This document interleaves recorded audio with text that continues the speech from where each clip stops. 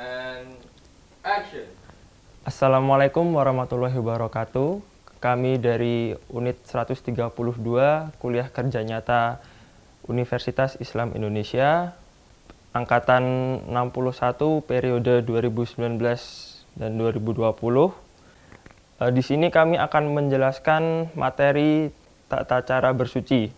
Sebelum memasuki materi tersebut, akan kami jelaskan alasan mengapa kami memilih materi tersebut. Bersuci atau toharoh adalah membersihkan diri, pakaian, tempat, dan benda-benda lain dari najis dan hadas menurut cara-cara yang ditentukan oleh syariat Islam. Sebelum melaksanakan ibadah, yakni sholat, setiap umat muslim mereka diwajibkan untuk tetap suci dan bersih dari hadas kecil. Bahwa yang disampaikan dalam Al-Quran surat Al-Ma'idah ayat 6 yang berarti, wahai orang-orang yang beriman, apabila kamu hendak melaksanakan sholat, maka basuhlah wajahmu dan tanganmu sampai ke siku dan sapulah kepalamu, dan basuhlah kedua kakimu sampai kedua mata kaki, dan jika kamu junub maka mandilah. Dan jika kamu sakit atau dalam perjalanan atau kembali dari tempat buang air kecil atau menyentuh perempuan, lalu kamu tidak memperoleh air, maka bertayamumlah dengan tanah yang baik. Sapulah mukamu dan tanganmu dengan tanah itu. Allah tidak hendak menyulitkan kamu, tetapi Dia hendak membersihkan kamu dan menyempurnakan nikmat-Nya bagimu, supaya kamu bersyukur. Salah satu cara bersuci dengan air yakni berwudu dan mandi junub. Selain itu ada pula bersuci menggunakan debu atau tanah yakni dengan tayamum. Cara-cara tersebut dapat dilakukan dengan menurut pembagian najisnya. Dari najis ringan yaitu mutafafah sampai najis berat yaitu mughaladhah. Salah satu yang akan dibahas lebih lanjut yakni tentang berwudu. Wudu bukan hanya dianjurkan ketika kita beribadah saja. Akan tetapi wudu juga disyariatkan pada seluruh kondisi. Sehingga setiap umat muslim dianjurkan berwudu agar selalu dalam kondisi suci. Sebagaimana yang dilakukan oleh Nabi Muhammad SAW dan para sahabatnya yang senantiasa berwudu, baik dalam keadaan senang ataupun susah dan kurang menyenangkan. Dalam Kamus Besar Bahasa Indonesia, wudu artinya mensucikan diri sebelum sholat dengan membasuh muka, tangan, kepala, dan kaki. Adapun wudu menurut bahasa yakni bersih atau indah. Kemudian wudu menurut istilah syariat Islam adalah membersihkan anggota wudu dengan air yang suci dan mensucikan sesuai dengan syarat dan rukun wudu yang bertujuan untuk menghilangkan hadas kecil. Melihat beberapa fenomena yang ada di sekitar kita, banyak umat Islam yang kita ketahui jika tidak benar dalam berwudu, maka akan berpengaruh terhadap kesempurnaan sholat kita. Kemudian berwudu juga termasuk dalam salah satu penentu ibadah kita, diterima atau tidaknya. Beberapa kesalahan kecil diantaranya yang masih banyak ditemui adalah tidak membasuh air sampai siku. Bahwa hal ini kita sering lihat dari beberapa orang yang memakai baju lengan panjang yang menggulung lengannya baju tidak sampai siku. Jadi hanya basuhan air wudhu tersebut tidak mengenai sikunya. Dengan kasus selanjutnya hampir sama dengan lengan, yakni lalai dalam mencuci kaki hingga ke mata kaki. Kemudian ketika membasuh wajah saat berwudu, masih banyak wanita yang lalai melakukannya. Seperti banyak yang dilihat dari hasil observasi di mana seorang wanita yang menggunakan hijab ketika berwudu tidak membuka hijabnya, sehingga ketika membasuh wajah hanya mengusap bagian wajah yang terlihat saja. Sementara dalam syariat Islam, ketika membasuh wajah, seharusnya air dibasuh sampai batas rambut di atas kening. Toharoh atau bersuci. Definisi toharoh atau bersuci adalah menurut bahasa berarti bersuci atau kebersihan. Kemudian menurut istilah atau syara adalah membersihkan diri, pakaian, tempat, dan benda-benda lain dari najis dan hadas menurut cara-cara yang ditentukan dalam syariat Islam. Bahwa dalam pembagian toharoh dapat dibedakan menjadi dua bagian, yaitu bersuci lahiriah dan bersuci batiniah. Bersuci lahiriah adalah mensucikan sesuatu yang dapat dilihat oleh mata, seperti contohnya membersihkan diri dari segala hadas dan najis serta membersihkan lingkungan dari segala bentuk kotoran. Lalu yang bersuci batiniah adalah mensucikan jiwa dari kotoran yang bersifat batin, seperti contohnya membersihkan diri dari segala dosa dan perilaku maksiat serta penyakit hati. Dalam macam-macam toharoh dapat menggunakan air, namun kita tidak hanya bisa menggunakan air saja, kita juga bisa menggunakan tanah sebagai gantinya jika air tidak ditemukan. Terdapat dalam surat Al-Baqarah ayat 222 yang artinya sesungguhnya Allah menyukai orang-orang yang bertaubat dan menyucikan diri.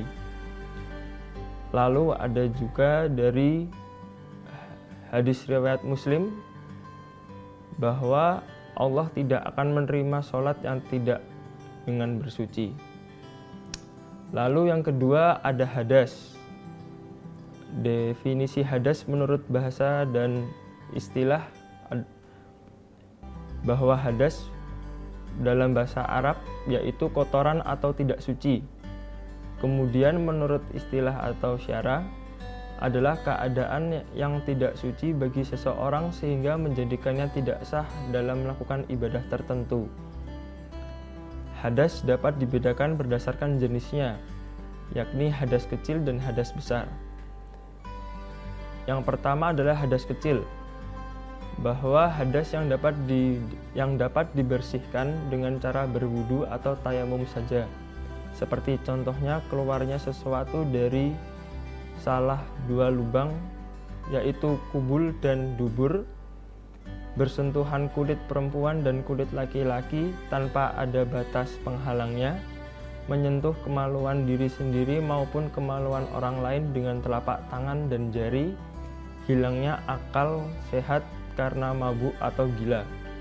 Yang kedua ada hadas besar, bahwa keadaan seseorang yang tidak suci jika ingin membersihkannya dengan cara mandi atau tayamum saja. Seperti contohnya adalah bertemunya dua kelamin laki-laki dan perempuan, keluarnya mani atau tidak karena suatu mimpi basah atau sebab lain, menstruasi, nifas, dan melahirkan anak ataupun meninggal dunia. Dalam hadis riwayat Bukhari, Muslim dan lainnya, bahwa Allah tidak akan menerima sholat orang yang masih berhadas sehingga ia harus berwudu. Lalu yang ketiga ada najis, bahwa najis adalah kotoran atau sesuatu yang dianggap menjijikkan. Kemudian menurut istilah atau syara adalah suatu benda yang kotor yang dapat mencegah sahnya mengerjakan suatu ibadah yang dituntut harus dalam keadaan suci. Najis mukhafafah atau biasa disebut dengan najis ringan merupakan najis yang cara membersihkannya dengan memercikkan air ke bagian yang terkena najis. Seperti contohnya air kencing bayi laki-laki berusia kurang dari 2 tahun yang belum makan ataupun kecuali air susu ibunya. Najis mutawasitoh atau biasa disebut najis sedang merupakan najis yang dibagi menjadi dua bagian, yaitu najis aniniyah, najis yang terlihat dengan jelas rupanya, dan najis hukmiyah, najis yang tidak terlihat jelas rupanya. Seperti contohnya yaitu bangkai binatang darat yang berdarah sewaktu masa hidupnya, darah, nanah, kotoran manusia atau kotoran binatang, dan minuman keras. Lalu yang terakhir ada najis mughaladoh atau biasa disebut dengan najis berat, merupakan najis dari air liur dan kotoran binatang seperti anjing dan babi dan termasuk keturunannya. Cara-cara membersihkan najis mukhafafah yaitu najis ringan dengan cara memercikkan air ke bagian yang terkena najis. Lalu ada juga cara membersihkan najis mutawasitoh atau najis yang sedang dengan cara membasuh, menyiram, menyikat, atau dapat menggunakan sabun dengan air sampai dengan hilangnya warna, rasa, dan baunya. Lalu yang terakhir ada najis mughaladoh, najis yang berat dengan cara mencuci najis sebanyak 7 kali dengan air, salah satunya menggunakan tanah debu yang suci. Terdapat dalam surat Al-Muddatsir ayat 4 yang berarti dan pakaianmu sucikanlah. Lalu dalam surat Al-Baqarah ayat 125 yang berarti dan kami perintahkan kepada Ibrahim dan Ismail untuk mensucikan rumahku bagi orang-orang yang bertawaf, beriktikaf, dan orang-orang yang rukuk dan sujud. Lalu yang keempat ada wudu. Wudu menurut bahasa berarti bersih dan indah. Kemudian menurut istilah syara adalah membersihkan anggota wudu untuk menghilangkan hadas kecil. Adapun sunah-sunah dalam berwudu, yang pertama adalah membaca basmalah, mencuci kedua telapak tangan sebagai permulaan wudu, berkumur, menggosok gigi, menghisap air dan menghembuskannya, menyela-nyela jenggot sampai bersih dengan menggunakan jari, mengusap seluruh kepala, menyapu kedua telinga, memasukkan air ke dalam sela-sela jari, mendahulukan anggota yang kanan daripada yang kiri, membasuh anggota wudhu masing-masing sebanyak 3 kali, menggosok-gosok anggota wudhu agar lebih bersih, menghadap kiblat ketika berwudu dan membaca doa setelah berwudu.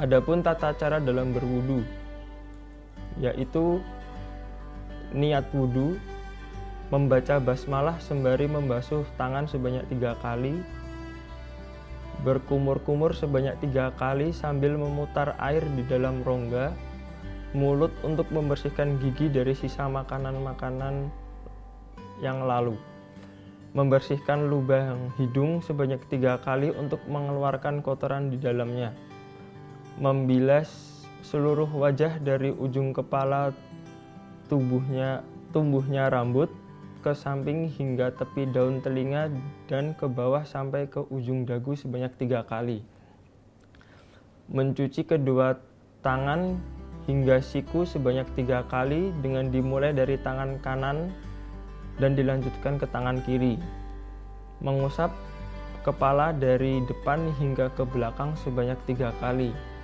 membersihkan kedua telinga sebanyak 3 kali dengan memasukkan jari telunjuk ke dalam telinga dan ibu jari mengusap kedua daun telinga dari bawah ke arah atas, dilakukan secara bersamaan antara telinga kanan dan telinga kiri.